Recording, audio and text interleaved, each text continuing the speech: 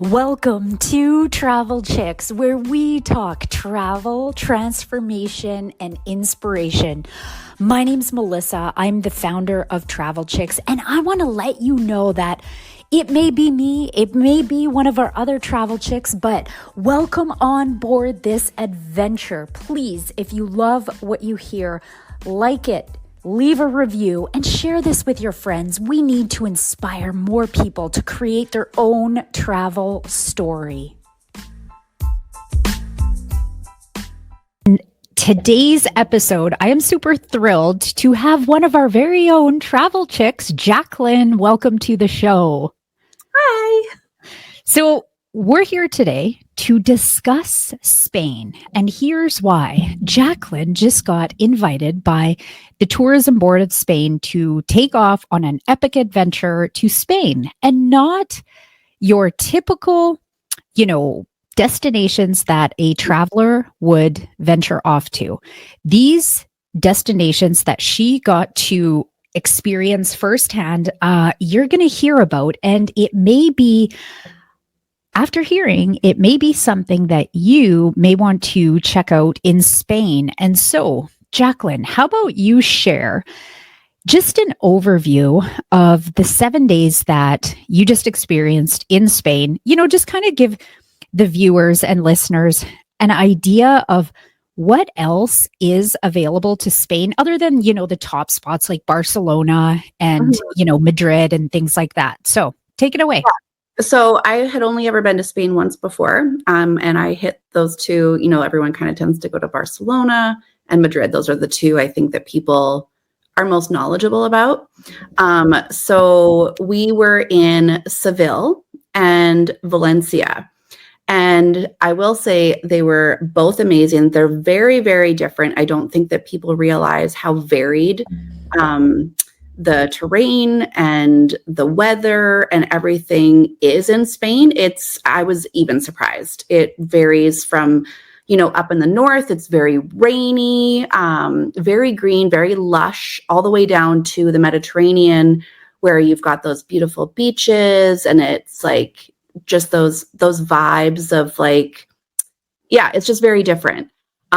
So I loved both of it, but I will say that if I had to choose one to go back to, I think it would be Valencia. I fell in love with Valencia when I was there. It was incredible. Mm-hmm.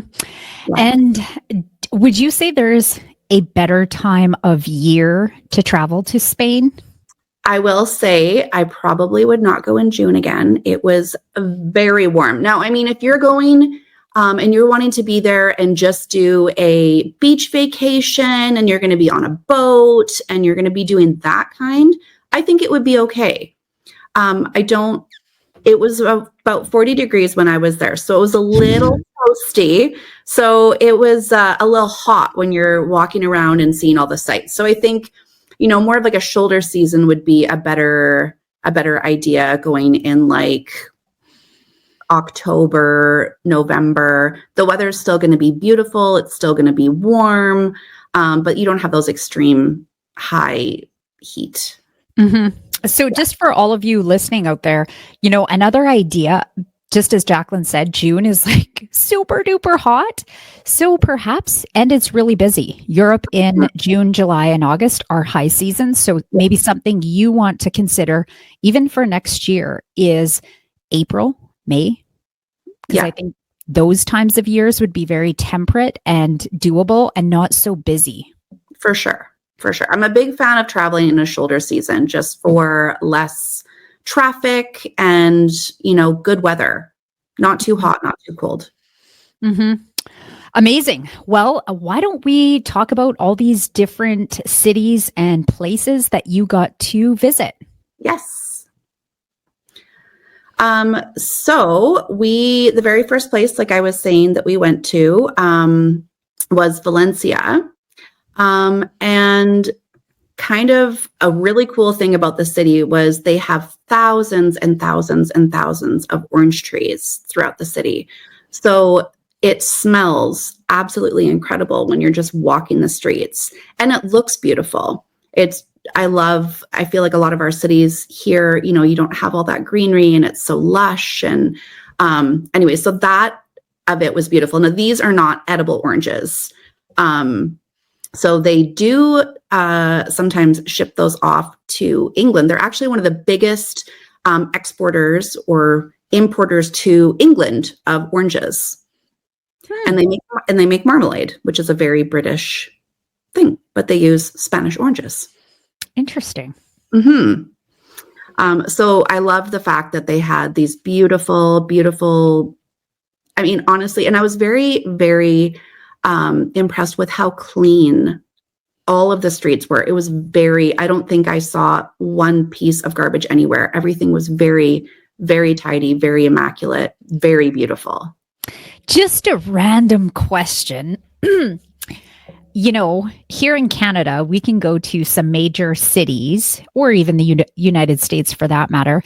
And we seem to see a lot of garbage and, tents and homelessness and kind of poverty-stricken areas. What's the situation of that in Spain where you visited? Like there is a little bit of it, but I will say it's definitely not to the extent. I think they have a better system in behind it to care for those people. We obviously didn't have time to learn about everything, whether it's a very brief overview and we're seeing and learning things about the country.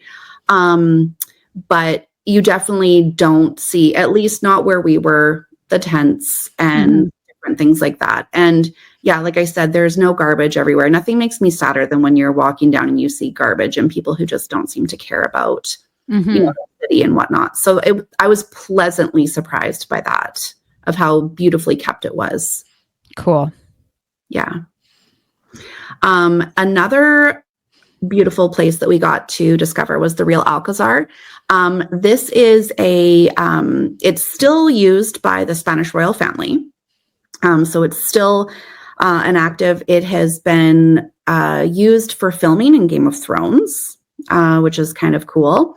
And it's really neat because you see the connection between like the Christian and the Moorish. And it's really a combination of all that history. There's just thousands and thousands of years of history there. And you see that in the architecture and they blend together so well. So I really feel like if you have somebody who's interested in that, it really is kind of an architect's dream, a city to go and see all this, the history, and it's just magnificent. Neat. Yeah. And this is in Seville. This is in Seville. Yeah, we're still in Seville. I have just a few key things that I wanted to show about that kind of highlight each place. And then flamenco actually originated in Seville, and people there are very, very passionate about it. And it is quite a sight to see when we were able to witness a dancer. We went to their school there and we were able to learn how to play I don't remember the name, but they have these square drums that you can kind of play. So they gave us kind of a quick lesson on that. And that was really neat. So it's very, very interesting to see, how passionate and how integrated this is into the history of the city and how the people are so proud of their heritage. Awesome. This was also very cool. The nickname for this is Las Setas, which means mushrooms, or the mushrooms. So it's a giant wooden structure that they have up above, kind of in the middle of the city. And you can go up on top and they have these beautiful pathways that you can walk all over. I actually didn't even realize while I was walking that this structure was made out of wood until later. So you would think that it was made out of metal or iron and something like that. Yeah, it's all made out of wood. So it's a beautiful place to go to be able to see wonderful views of, we got to see the sunset up there and just the overall, get a great feel for the city. So I would highly recommend that if anyone is going there, you should definitely go and see this. It's really striking. Yeah. And then from there, we moved on to Valencia. It was a very short flight, I think just over an hour. Valencia kind of has my heart. I absolutely would go back here in a heartbeat. The city, again, it's beautiful. The people are wonderful. We had an amazing tour guide who showed us around the city, and it was incredible. One of the big things from there, from all over Spain, is tapas. The Spanish do not like to eat dinner until very late at night. So that was definitely an adjustment when I was there, because I think the earliest we ate dinner was 9:30. Wow. And we were eating more often at like 10:30. One night, I think it was 11. So very different than our Canadian, we're going to have dinner at 5 and then, bedtime's at 9. Mm-hmm. So they have the tapas to kind of at dinner time, basically. To kind of tide you over. They tend to have their lunch later at like 2, maybe 3. And then around 6, 7, you can have your tapas, which just gives you a little bit of a snack to kind of carry you through. And then you have your dinner later on at night. But this is like it's very much cultural. People get together, they visit, they have a glass of wine, they eat the tapas, they share it. It's very a family style too. So if you go out to a restaurant and you're ordering tapas, they'll place everything out on their table, and then everyone just eats off the same plates. Like, it's not, again, like here where you get your dish and then they'll hand out little side plates and, it's all very family oriented, very communal, right? Mm-hmm. So what about when you're traveling around? It's Spain. So is there a lot of English translation, or is a lot of stuff in Spanish? I feel like there was, I think everything that I didn't notice anything that I'm like, oh, I can't read that when I'm thinking back. So I feel like there was a lot of translation. Obviously Google Translate comes in super handy if you ever do have an issue, but I feel like there was definitely an English description for most, especially the bigger things that you're going to do, or if you're in a restaurant and different things like that, so that you didn't have to worry about that. And I found that most people spoke English. Like, there really wasn't a language barrier. Mm-hmm. I could definitely see maybe if you go to smaller cities, it might be that way, but I feel like a lot of the larger cities, it really is not the language barrier that it may once have been. We also pay. I always say this wrong. Paella, which I butchered the pronunciation of that. It was invented in Valencia. It's now been adapted all over Spain, and everybody has their own version of it. So the traditional version has rabbit and snails in it. So we actually were able to take a class. They thought, this is a picture of the one that we made, and they thought that the traditional might be a little bit too out there for us. So we just had ours with chicken, which I'm actually a little bit disappointed that we didn't get to try the traditional. I am all for trying something once, It was amazing. It was so good. I would travel back there just to eat that. It was incredible. So they have that, again, like in all different regions, it kind of varies. So on the coast, you're going to have like more seafood heavy. And then if you go inland, you're going to have like more heavier meat rich dishes. So what started in one area has then been pulled into other regions, and then everyone has their own interpretation of that, which is kind of neat. Mm-hmm. Another thing, they're very, very, very big on gastronomy. It's a huge part. Food is a huge part of the Spanish people. And this is the Mercado Central, and it is the largest food market in the world, and one of the oldest. It is beautiful. There's over 1,000 stalls there. So we spent about an hour just wandering up and down. You see everything from your meats to your seafood to your tapas to they sell saffron. I was lucky enough to buy some Spanish saffron there, which is considered the best in the world. Yeah, and in the middle there, you can see that's the ceiling of the building, which in itself is so beautiful. Like you wouldn't think to go into a food market. And then you look up and there's just this stunning focal point in the middle of it. Wow. Yeah. So absolutely beautiful. I think that's my favorite thing is just how picturesque and how elegant everything was. Mm-hmm.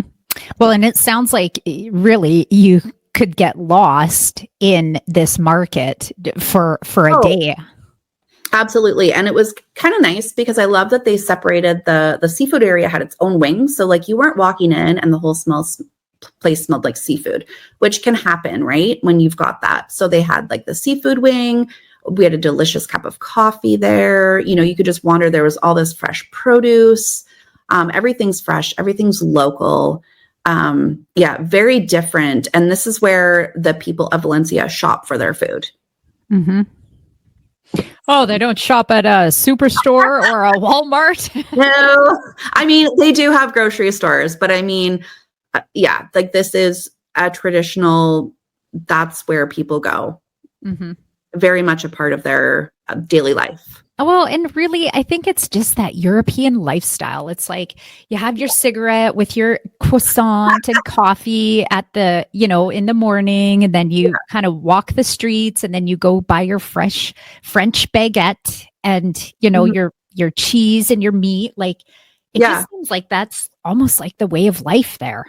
Yeah, they very much do tend to, whereas here we go shopping and we get everything for like a week or 2 weeks of groceries. There it's like every day they're like, what am I going to make? And then they go out and buy those groceries every single day, just enough for dinner.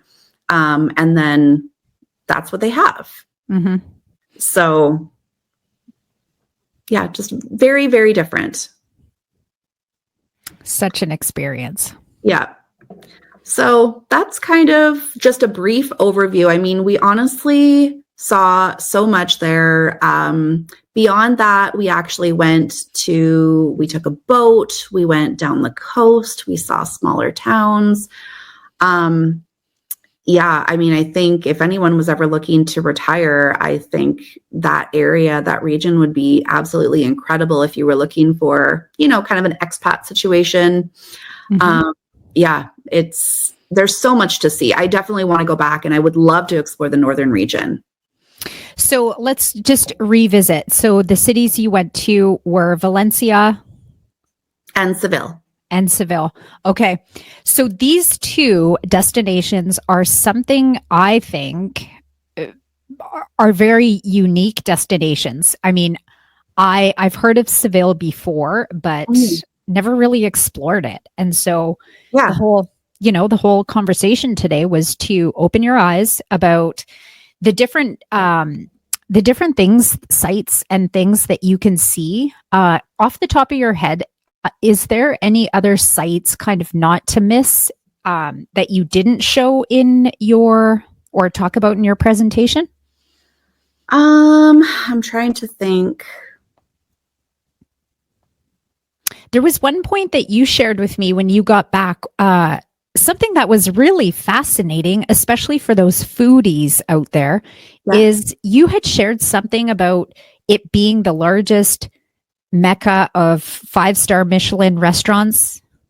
That is in the northern region. Oh, okay. So yeah, but it's Spain, over in the northern region, the Basque Country has the highest concentration of Michelin-star restaurants. They are very, very, very, the food scene is huge there. So if anybody is a foodie, I mean, that is the place to go for sure.